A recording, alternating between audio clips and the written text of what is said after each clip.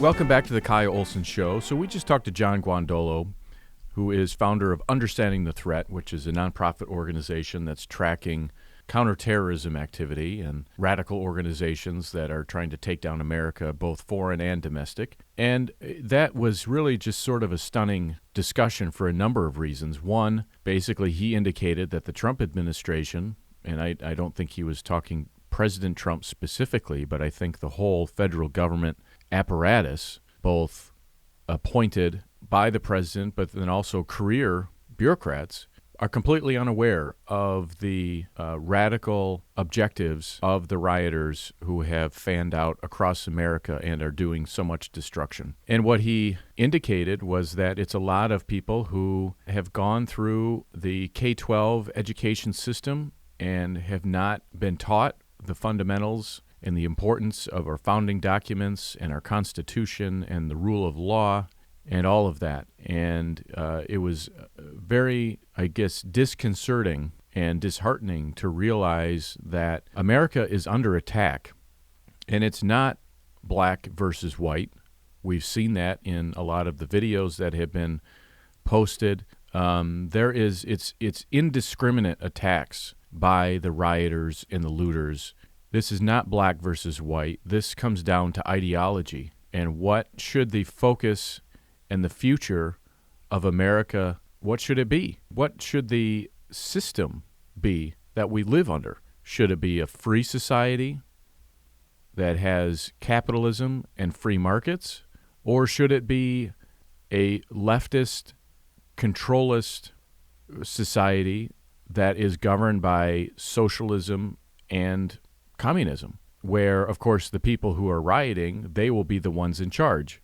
That is what this really comes down to. In the first segment, I talked about Gretchen Whitmer and her dismissing people who want to get a haircut, but it really is not about people who want to get a haircut, is it? It's about people who want to work and people who want to have some livelihood and get back to some semblance of normalcy. And she has been blocking them, at least from a legal sense, blocking them from doing that. And she's had no problem sicking the Attorney General on people who dare step out of line. And so she has, in response to the Operation Haircut and the Operation Lockdown and the other protests that have taken place in Lansing, she has accused protest goers of spreading coronavirus around the state despite having no evidence. She has, really attacked, I think, their objectives and what their end goal is. And of course, their end goal is to go back to work, provide for their families, have a livelihood, be able to get some sense of normalcy back in their lives. And she has prevented them from doing that. After the protests, before the riot that took place in Lansing, after what happened in Minneapolis, Governor Gretchen Whitmer and Lieutenant Governor Garland Gilchrist came out and posted a statement that said that they are encouraging communities across Michigan to designate areas for peaceful demonstrations. Now, just a couple weeks prior to that, she was saying terrible things about the motives and the potential outcome of the protesters in Lansing. So on the one hand, you have her saying these people are going to make you sick. They're going to spread coronavirus around the state. Attorney General Dana Nessel specifically targeted Carl Mankey, the 77-year-old barber from Owasso, and said that he's no hero, he's not a patriot, and he's very selfish for what he's doing. But yet, when there is a protest that could potentially help Governor Whitmer reach her ends and can be a means to an end, she embraces that. And so all of this talk about social distancing and wearing masks and not touching each other and all of that, that completely went out the window. And it really is amazing to see how these protesters who rioted this past weekend, I mean, it was the quintessential definition of violating social distancing guidelines, and she said nothing about that. Now remember, this comes, her praise of the protesters, her lack of condemnation of the rioters, This all comes as she still has restrictions on churches. She currently, as we speak this week, she currently still has restrictions on churches, and churches are not allowed, according to her, to gather in groups of 10 or more. Because, I mean, there are aspects to church where you have people are talking to each other, they're shaking hands, they're passing a collection plate. There are things that are done that would violate her social distancing rules. But there are also things that churches can do to be in compliance. But that doesn't seem to matter. And she doesn't recognize that. She refuses to come up with ways or see if churches can come up with guidelines to be in compliance with her orders. But yet, when it comes to people who are protesting for something that she believes in and she agrees with, all of those threats and warnings and fear-mongering go right out the window.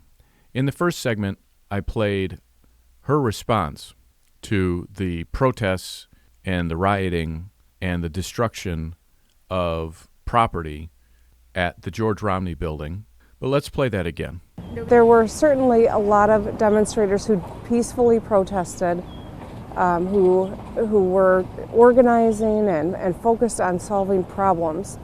And then there were others that I think came in under the guise of supporting that, but were actually more intent on creating harm. And I think that undermines the work that we need to do in this country, and I'm hopeful that we don't see more of it, because today we're prepared to, look forward, look to the next step here in Michigan in this global pandemic, and I don't want to slow down. I want us to keep making progress here in this state and in this country.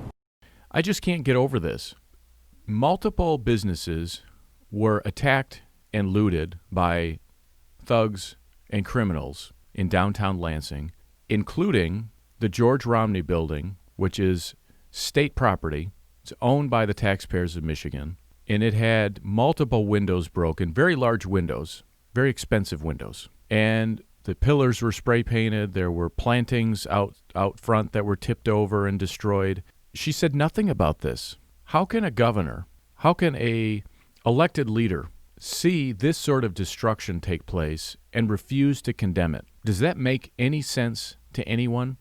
But what was remarkable was after this took place, the next day she lifted the stay-at-home order.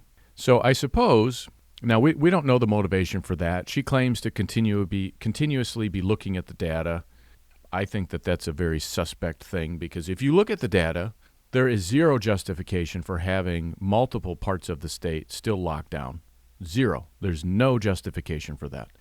And none of the Lansing media ever pins her down on what data is she looking at.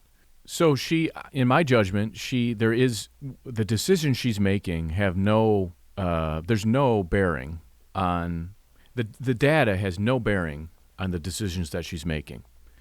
And so less than 24 hours later, people have been protesting, people have been begging, business owners and parents, people have been begging to reopen the state, and she has refused to do that. And less than 24 hours later, after rioting in Lansing, in a protest and an objective that she agrees with, she finally agrees to lift the stay-at-home order. Is there any coincidence there? You be the judge. When we come back, I've got Frances Martell, who's a Breitbart writer, and she'll explain the foreign connections to the riots that are taking place across the country. This is the Kyle Olson Show. We'll be right back.